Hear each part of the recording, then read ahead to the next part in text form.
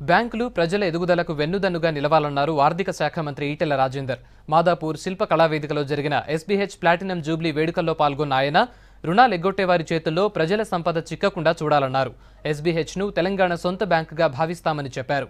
ఈ కార్యక్రమంలో మాజీ ఎంపీ వివేక్తో పాటు ఉద్యోగులు, కస్టమర్లు పాల్గొన్నారు.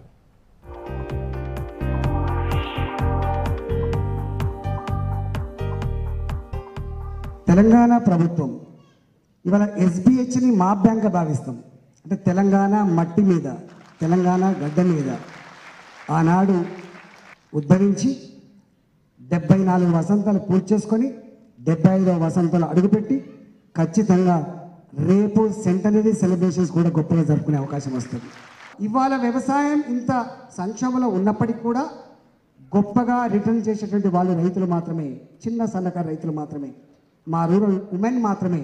చిన్న చిన్న ఇండస్ట్రీస్ ఎవరైతే తీసుకుపెట్టినారో, చిన్న చిన్న వృత్తులు ఎవరైతే చేసుకుంటారో వాళ్ళే గొప్పగా గౌరవిస్తున్నారు, వాళ్ళే డబ్బులు కట్టాలనే బాధ్యతలు ఉన్నారు, వాళ్ళే ఇవాళ పేమెంట్ చేస్తూ ఉన్నారు. మీకు తెలిసేలా ఇవాళ పరిస్థితి బాధ అనిపిస్తుంది.